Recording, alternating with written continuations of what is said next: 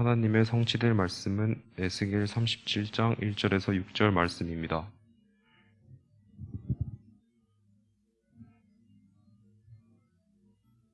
다 함께 합독하시겠습니다. 여호와께서 권능으로 내게 임재하시고 그의 영으로 나를 데리고 가서 골짜기 가운데 두셨는데 가득하더라. 나를 그 뼈 사방으로 지나가게 하시기로 본즉 그 골짜기 지면에 뼈가 심이 많고 주말랐더라.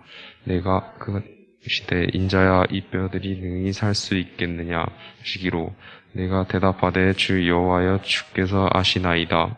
또 내게 이르시되 너는 이 모든 뼈에게 대언하여 이르기를 너희 마른 뼈들아 여호와의 말씀을 들을지어다.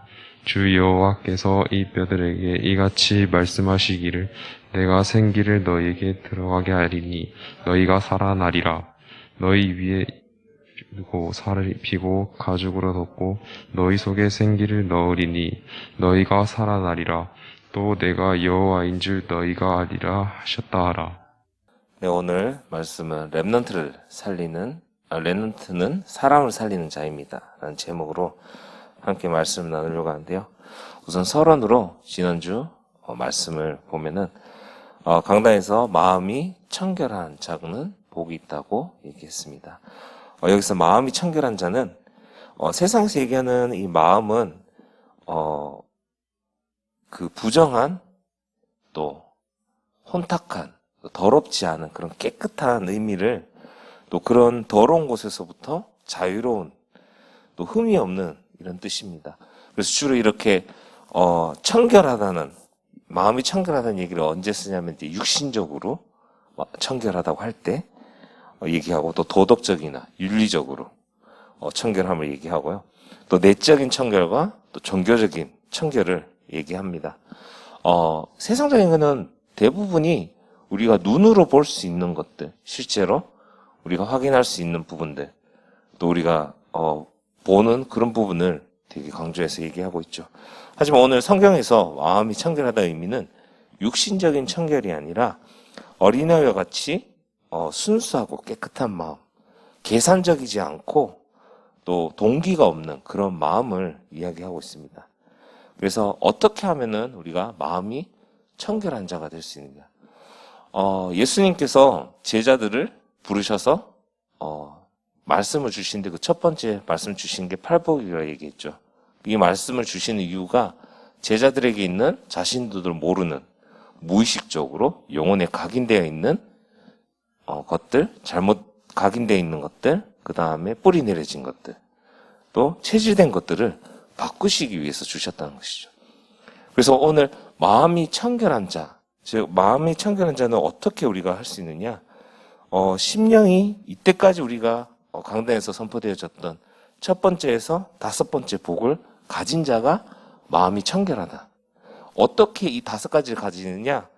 아까처럼 얘기했듯이 어린아이 같은 순수한 깨끗한 마음으로 계산적이고 동기가 없는 그런 마음으로 이 다섯 가지를 누릴 때에 마음이 청결한다는 것이죠. 우리가 누려야 될 것이 심령이 가난한 자, 또 애통한 자, 온유한 자, 또 의에 줄이고 목마른 자, 긍휼히 여기는 자가 되어야 된다. 이렇게 될 때 하나님을 볼 것이라고 얘기합니다. 여기서 하나님을 본다는 것은 무엇이냐?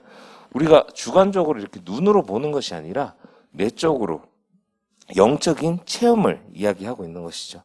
그래서 복음과 전도와 선교에 대한 여러분들의 그 마음이 어떤 동기나 계획이나 그런 것이 아니라 순수한 마음을 가지고 그 말씀을 붙잡할 때에 하나님의 임재와 또 응답과 역사를 실제적으로 여러분 삶 속에서 체험할 수 있게 된다는 것입니다. 계속해서 주일 강단을 여러분들이 메시지 듣고 또 정리하면서 계속해서 나의 마음이 또 하나님 예수님께서 얘기하시는 그 부분에 어떻게 세상적의 방향에 치우치고 있는지, 아니면 정말 성경에서 얘기하는 그 하나님의 말씀을 한 대로 내가 생각하고 있는지를 계속 여러분들이 확인을 하면서 여러분의 영적 상태를 계속해서 확인하시기 바랍니다. 그렇게 확인하시기 바랍니다. 왜냐하면은 여러분들은 오늘 제목처럼 하나님은 여러분들을 사람을 살린 자로 부르셨습니다. 제자로 부르셨기 때문에 먼저 우리가 제자로서 쓰임받기 위해서는 먼저 나의 영적 상태를 확인해야 된다는 것이죠. 오늘 말씀 에스겔서 37장 1절에서 6절 말씀인데요. 오늘 이 에스겔이 있습니다. 에스겔이 포로로 끌려갔어요. 어디에 포로로 갔냐? 바벨론으로 갔죠. 지난주에 예레미야 그렇죠?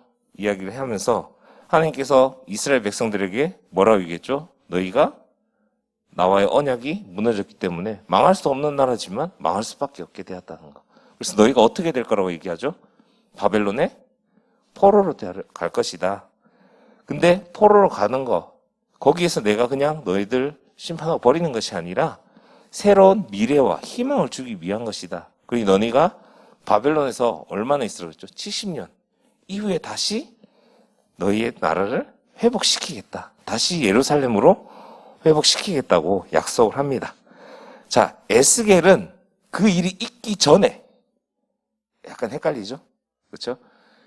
지난주까지 예레미야 말씀 뭐냐면은 이제 너희가 포로가 될 것이다 얘기하고 결국에는 바벨론이 침공해서 그렇죠? 포로가 되어서 가는 길이죠. 그 이전에 에스겔은 이미 바벨론의 포로로 잡혀갔다는 것이에요. 그래서 남유다가 망하기 직전에 요야긴 왕이 있을 때 그 요야긴 왕이 바벨론의 포로로 끌려갔을 때 그때 함께 끌려간 선지자가 바로 에스겔입니다. 이때는 아직까지 예루살렘이 망하지 않았을 때예요. 예. 자, 이 에스겔은 바벨론으로 갈 때 같이 간. 그래서 제사장 가문에서 태어났습니다. 제사장 가문에서 태어나서 어떤 훈련을 받았겠어요? 당연히 제사장으로서 훈련을 받았죠. 그래서 어렸을 때 제사장 가문에 태어나서 어릴 때부터 제사진 훈련을 열심히 받아왔습니다. 이런 에스겔이 어떻게 됐냐? 바벨론으로 끌려가게 되었죠. 그 일을 통해서 자신이 제사장으로서 훈련을 받았는데 바벨론으로 끌려가니까 이 제사장 일을 감당할 수 있는 그 일을 행할 수가 없는 것이죠. 여러분, 제사라는 게 오늘 구약에서 얘기하는 게 무엇이에요? 무엇이냐면은 하나님께 예배를 드리는 거잖아요. 그럼 이 당시에 예배를 어디에서 드렸죠? 이스라엘 백성들이? 예루살렘에서. 그렇죠? 그럼 바벨론으로 포로로 잡혀갔을 때에 그러면 이 제사를 드릴 수 있는 상황이 안 되었다는 것이죠. 그렇죠? 제사장이 하나님께 제사를 드리는 사람인데 이 제사를 예루살렘에서 드리는데 예루살렘에서 벗어나서 바벨론 포로로 가니까 본인이 할 수 있는 일이 없었다는 것이죠. 그래서 결국에는 답답한 마음으로 그발강으로 갑니다. 여기서 그발강은 뭐냐면은 바벨론이 이스라엘 사람들을 포로로 잡아왔죠. 그 포로로 잡아온 사람들을 이렇게 정착해서 살게 할 수 있는 그런 이제 너네들 여기서 붙잡혀 왔으니까 살으라고 준 땅이 그발 강 옆에 있는 그 땅입니다.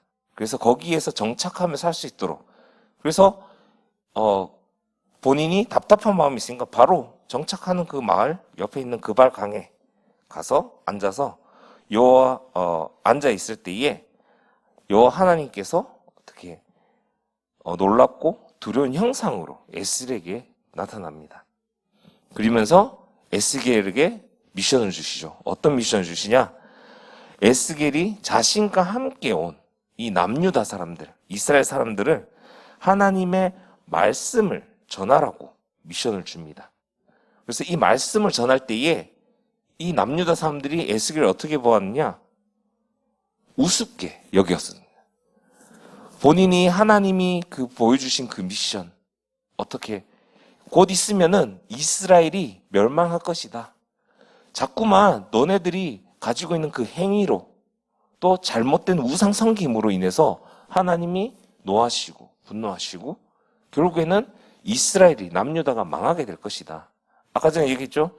예레미야가 예언하면서 이스라엘이 남유다가 바벨론에 침략당하기 이전에 이야기라고. 그러니까 예레미야 때에 일어나는 지난주 얘기했던 그 일이 일어나는 것을 미리 이스라엘 남유다에게 예언을 하고 있는 것이죠. 함께 붙잡혀갔던 이스라엘 백성들. 그러면서 회개하라고 얘기를 합니다. 그러나 아무도 그 말을 믿지 않죠. 우습게 여기는 것이죠. 하나님의 말씀을. 결국에는 이 말이 무엇이냐면은 에스겔이 하나님의 부르심을 받아서 사명을 받았습니다. 그 사명이 뭐냐? 말씀을 전달하는 것이죠. 이스라엘에서 가장 중요하게 여겼던 게 뭐냐? 하나님께 예배드리는 것이죠. 어떻게? 예루살렘에서 제사를 통해서 예배를 드리는 것입니다. 근데 포로로 붙잡혀 갔을 때에 이 하나님과의 예배할 수 있는 그 제사라는 그 행위를 할 수 없는 상황이 되어졌죠. 그때 하나님이 주셨는 게 무엇이냐? 말씀입니다. 이제 제사장이 하는 일이 그냥 제사를 드리는 그 행위가 아닌 무엇으로 바뀌느냐? 말씀을 전달하는 일로 바뀐다는 것이죠.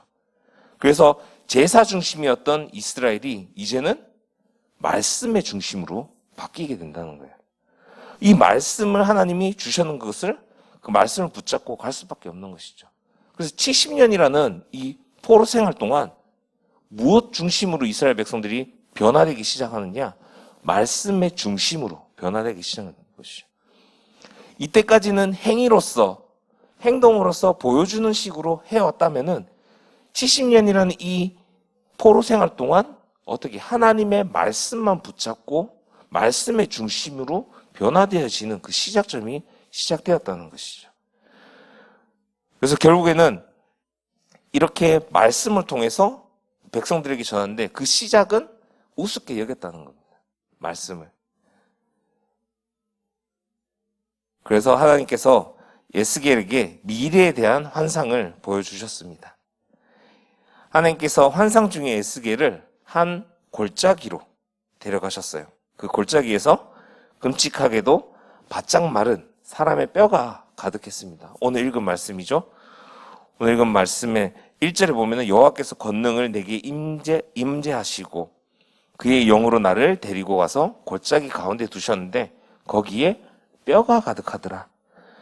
나를 그 뼈 사방으로 지나게 하시기로 본즉 그 골짜기 지면에 뼈가 심이 많고 아주 말랐더라. 그냥 뼈도 아니고 아주 마른 뼈가 있었다는 것이죠. 그러면서 하나님은 이 뼈들을 보면서 질문합니다. 에스겔에게. 어떤 질문하냐? 3절에 보면은 인자야 이 뼈를 능히 살릴 수 있겠느냐라고 묻습니다. 하나님께서 그 뼈들을 보고 있는 에스겔에게 인자야 이 뼈들을 다시 살아날 수 있겠냐? 이 뼈들이 다시 살아날 수 있겠냐? 질문합니다. 이때에 어떻게 에스겔이 대답하느냐? 하나님이 아십니다. 라고 대답하면서 이때에 하나님께서 새로운 미션을 에스겔에게 전달합니다. 4절, 6절을 보면은 또 내게 이르시되 너는 이 뼈 모든 뼈에게 대언하여 이르기를 너희 마른 뼈들아 여호와의 말씀을 들을지어다.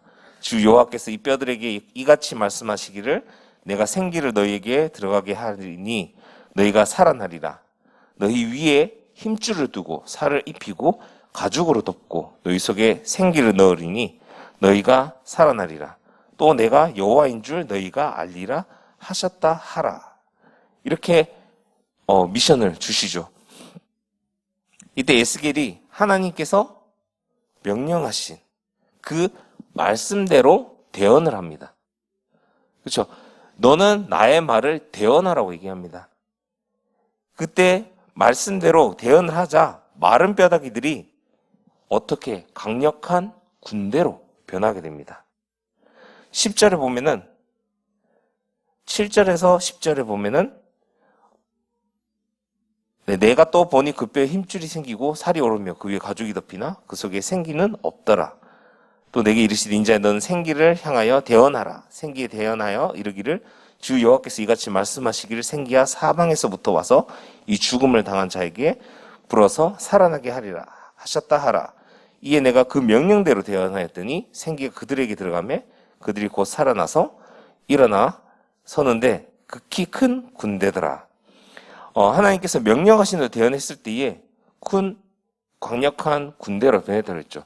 이때에 그 과정이 어떻습니까? 처음에 뼈들에게 힘줄이 생기고 살이 생기고 그 다음에 가죽이 생기라 덮으라고 얘기합니다. 그런데도 여러분 사람이 힘줄이 있고 살이 있고 가죽이 있다고 해서 살아있는 게 아니죠. 무엇이 필요하냐? 생기가 필요합니다. 이 생기가 없으면은 살아있는 것이 아니죠. 그래서 생기를 어떻게 넣어주느냐? 하나님의 말씀을 대언할 때에 이 생기가 들어갔다는 것이죠. 즉 이런 것처럼 오래전에 하나님께서 오늘 이스라엘에게 이 보여주시는 이 마른 뼈다귀는 어떤 의미를 얘기하느냐? 이 이스라엘 백성의 영적 상태를 이야기하고 있는 겁니다. 실질적인 것이 아니라 이 영적 상태가 어떠냐? 마른 뼈와 같다. 그냥 마른 뼈도 아니고 바싹 마른 뼈와 같다는 겁니다. 그만큼 영적인 상태가 완전히 죽어 있다는 것이죠.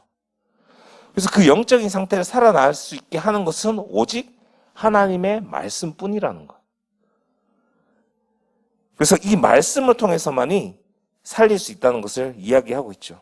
요한계시록 3장 1절을 보면은 내가 내 행위를 아느니 내가 살았다 하는 이름을 가졌으나 죽은 자로다 얘기합니다. 우리가 생각하는 죽는다는 것은 육신적으로 죽는 것이 아니라 성경에 말하고 있는 것은 영적인 죽음을 얘기하고 있는 겁니다. 하나님의 말씀이 아닌 다른 것들을 붙잡고 하나님이 아니라 다른 우상들을 섬기고 있을 때에 완전히 영적으로 죽었다는 것이죠. 이런 상태가 지금 이스라엘 상태이자 어떻게 보면 우리의 상태일 수도 있다는 겁니다. 그러면은 살아나기 위해서 어떻게? 하나님의 말씀을 통해서 지금 강단을 통해서 선포되어지는 이 말씀, 하나님이 여러분들에게 주시는 그 말씀을 붙잡을 때에 여러분들이 생기를 얻는다는 것입니다. 여러분들이 영적으로 살아나게 된다는 것이죠. 그래서 여러분들의 말씀을 매일 묵상하는 것이 아주 중요합니다. 왜냐? 말씀을 묵상하고 예배드리고 기도 수첩하면서 그냥 읽기만 하더라도 그 시간에 여러분들이 살아나는 시간이라는 것이죠. 오늘 이스라엘 백성들에게 하나님께 에스겔에게 이 환상을 보여주시면서 말씀으로 이스라엘이 다시 살아날 것이라는 것. 이 말씀을 붙잡고 따라갈 때에 하나님께서 이스라엘을 다시 회복시킬 것이라는 것을 보여주고 있습니다. 그래서 우리 렘넌트들은 하나님이 하나님의 자녀로 부르시고 또 이 자리에서 말씀을 통해서 더 나아가서 말씀으로 사람들을 살리는 자로서 부르셨다는 겁니다. 하나님의 말씀은 마른 뼈가 살아나게 하는 생명의 말씀이자 능력의 말씀이라는 겁니다. 이 생명 대신 말씀, 능력의 말씀이 지금 여러분들이 예배 듣는 시간에, 말씀 듣는 시간에 붙잡아야 된다는 것이죠. 그때에 이 생명으로서 살아나게 되고 더 나아가서 살리는 자로서 나아가는 렘넌트가 된다는 것이죠. 이 말씀이 어떤 말씀이냐? 하나님의 말씀은 모든 것이고 또 그 모든 것을 창조하셨습니다. 창세기 1장에 시작한 거 보면은 이 세상에 아무것도 없을 때 하나님이 어떻게 세상을 창조하십니까? 말씀으로 창조하십니다. 그렇죠? 하나님의 모든 것을 말씀으로 창조하십니다. 심지어는 인간을 만들 때 흙으로 인간을 빚으시고 그리고 마지막에 하신 게 말씀으로 생기를 불어넣었습니다. 그때의 생명이 되었다고 했죠. 이처럼 하나님은 말씀으로 창조하셨습니다. 요한복음 1장 1절에서 2절에 보면은 태초에 말씀이 계시니라. 이 말씀이 하나님과 함께 계셨으니 이 말씀은 곧 하나님이시라. 그가 태초에 하나님과 함께 계셨고 하나님의 말씀은 사람이 되셔서 십자가에서 모든 문제를 해결하시고 또 하나님을 만나는 길을 여셨습니다. 그분이 바로 예수 그리스도라는 것이죠. 예수 그리스도께서 말씀으로 이미 하나님과 함께 계셨다는 겁니다. 언제? 태초에. 이 세상이 시작하기 전에. 그 말씀이 곧 하나님이시라는 것. 그 말씀이 하나님과 함께 계셨고 지금 이 순간 성령으로 우리와 함께 계신다는 겁니다. 그래서 우리가 이 하나님의 자녀로서 렘넌트로서 하나님의 말씀을 들을 때에 우리가 영적으로 살아나게 되고 더 나아가서 살리는 자로서 쓰임받을 수 있게 된다는 것이죠. 말씀을 들을 때에 렘넌트들이 말씀을 들을 때에 살아나게 됩니다. 이 말씀을 들을 때 어떤 일이 일어났냐? 창조의 역사가 일어나게 되는 것이죠. 여러분, 살아가면서 내가 연약한 부분, 안 되는 부분, 조금 남들에게 보였을 때 부끄러운 부분들, 남들과 비교했을 때 내가 다른 사람들에 비해서 연약하고 잘난 것이 없고, 말씀을 들을 때에 내게 있는 이런 것들을 하나님께서 창조의 역사로서 재창조하신다는 것이죠. 세상적으로 보기에 좋게끔 아닙니다. 하나님이 여러분 개개인을 통해서 계획하신 그 세계 복음화의 그 역사를, 그 일을 이미 행하셨고 이루시기 위해서 거기에 맞춰서 여러분들을 바꿔가신다는 것이죠. 언제? 말씀 듣는 이 시간에. 여러분들 개개인이 말씀을 묵상하는 그 시간에 하나님께서 여러분들을 바꿔가신다는 겁니다. 세계 복음화할 수밖에 없게끔, 세계 복음화는 그 자리에 있게끔 바꿔가신다는 것이죠. 다윗이 엄청나게 어릴 때부터 무언가를 잘하는, 남들이 봤을 때 뛰어난 사람이 아니었습니다. 천하디 천한일 목동으로서 양을 치고 있는 그 자리에 있었다는 것이죠. 하지만 그때에 말씀에 묵상하고 하나님께 찬양하는 그 시간에 하나님께서 그 말씀 듣는 때, 찬양할 때에 어떻게 바꿔가셨느냐? 이스라엘의 왕으로서, 더 나아가서 다윗의 후손을 통해서 하나님이 약속하신 그 유일하신 왕을, 예수 그리스도를 보내시겠다고 약속하셨습니다. 그 일이 말씀 들을 때에 이루어졌다는 것이죠. 여러분들이 말씀 듣고 개인이 있는 시간 말씀 들을 때에 하나님께서 여러분들을 바꿔가시면 여러분들 믿으시기 바랍니다. 이때에 우리가 이 말씀을, 주신 말씀을 붙잡고 갈 때에 예수님의 이름으로 기도할 때에 하나님의 생기, 즉 성령이 우리에게 임하십니다. 그 성령이 내게 역사하시는 것이죠. 어떻게 역사하시냐? 보혜사 곧 아버지께서 내 이름으로 보내실 성령, 그가 너희에게 모든 것을 가르치고 내가 너희에게 말한 모든 것을 생각나게 하리라. 요한복음 14장 26절 말씀입니다. 이처럼 성령님께서 우리가 말씀을 듣고 그 말씀을 붙잡고 있을 때에 내가 어떤 상황에 있든지 어떤 곳에 있든지 그곳에서 말씀이 생각나게끔 나를 말씀으로 인도해 나가신다는 겁니다. 그래서 우리는 우리가 있는 그곳에서 무엇이냐? 하나님이 우리에게 주신 그 말씀을 대언하기만 하면 된다는 것이죠.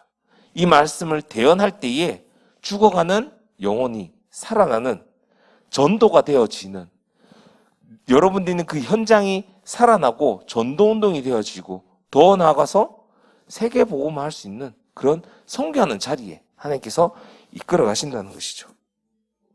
여러분들이 오늘 말씀을 통해서 정말 이스라엘 백성들이 하나님의 말씀을 떠났을 때에 이 마른 뼈와 같이 이 죽은 영적 상태가 된 것을 정말 하나님의 말씀으로만 다시 살아날 수 있음을 여러분들이 기억하시기 바랍니다. 그래서 매일 여러분들 하루하루 있으면서 여러분들이 말씀을 묵상하는 시간 가지시기 바랍니다. 말씀 묵상 그럼 되게 힘들게 생각하는데 오늘 여러분들에게 주신 그 말씀을 붙잡고 그 붙잡은 말씀을 그냥 짧게 기억하시면 됩니다. 생각하고 그 말씀을 가지고 질문하면서 기도하는 시간, 그 짧은 시간에 하나님께서 여러분들을 창조의 역사로서 재창조해 나시고 정말 하나님이 원하시는 그 세계복음에 쓰임받을 수 있도록 변화시켜 간다는 것을 여러분들이 실질적으로 말씀을 묵상 통해서 기도하는 시간을 통해서 체험하시기 바랍니다. 결론적으로 여러분들은 속지 말아야 됩니다. 무엇에 속지 말아야 되느냐? 잘못된 틀린 이론에 속지 마시기 바랍니다. 지금 세상에서는 어마어마하게 많은 잘못된 것들을 이야기하고 있습니다.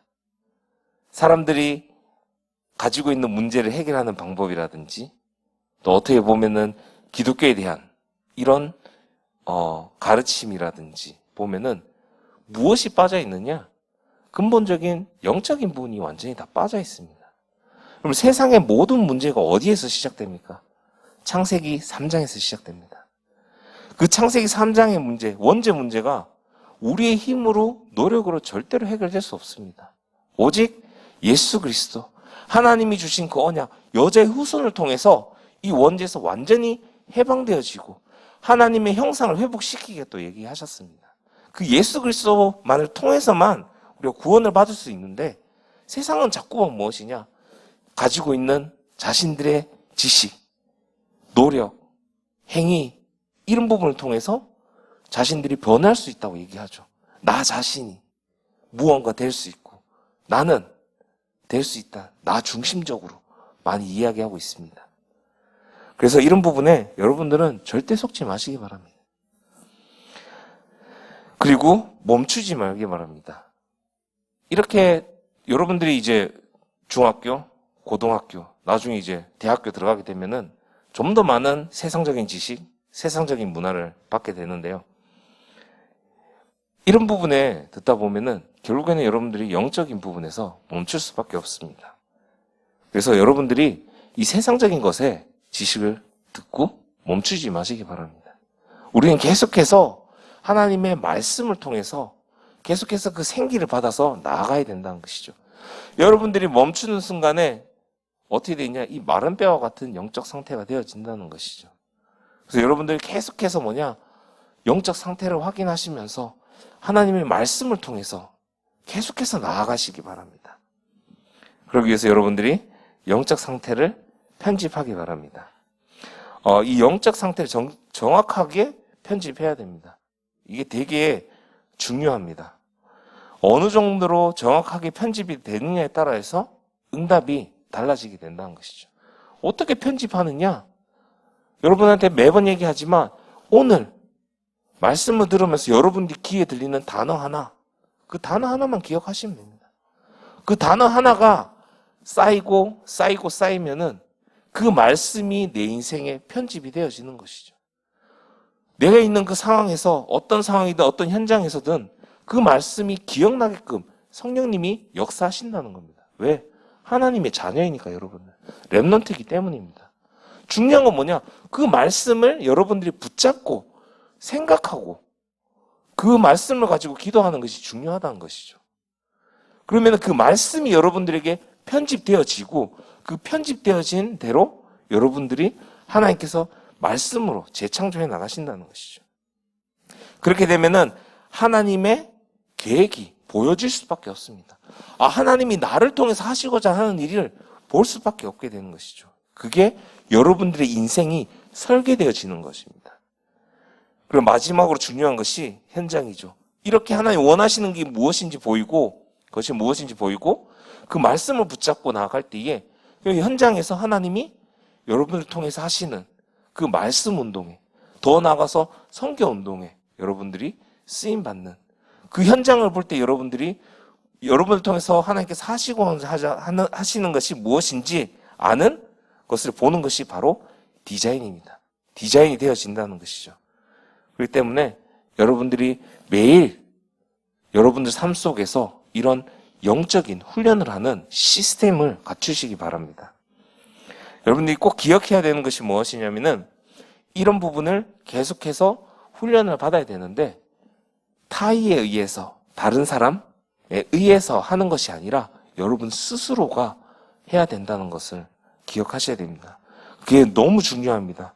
여러분들이 스스로 말씀을 붙잡고 스스로 기도할 때에 하나님의 말씀이 여러분들 삶 속에서 생기로 재창조로 바꿔가심을 여러분들이 기억하시기 바랍니다. 그래서 이 흐름 속에서 여러분들이 가장 먼저 영적 상태를 회복하고 확인하면서 매일 삶 속에서 말씀을 누리는 또 기도를 누리는 이런 시스템이 회복되는 한 주간 되기 바랍니다. 기도하시겠습니다. 사랑하는 하나님 감사합니다. 오늘 에스겔을 통하여서 정말 이스라엘 백성들이 영적으로 이런 마른 뼈가 되어 있음을 이야기하셨습니다. 하나님의 말씀으로만 그 마른 뼈가 다시 살을 얻고 생기를 얻은 것처럼 정말 우리가 하나님 말씀으로 주시는 그 생기를 받아 내가 살아나고 더 나아가서 세상의 마른 뼈처럼 영적으로 죽어 있는 자들을 살리는 우리 렘넌트들 되게 하여 주시옵소서. 하나님께서 우리 렘넌트들을 사람을 살린 자로 부르셨습니다. 이 말씀을 붙잡고 하나님이 나와 함께 계시면서 인도하심을 믿고 매일 삶 속에서 그 말씀을 묵상하며 기도하는 렘넌트 될 수 있도록, 또 이런 영적 시스템이 갖춰질 수 있는 우리 렘넌트 될 수 있도록 주님께서 인도하여 주시옵소서. 예수님의 이름으로 기도드립니다. 아멘.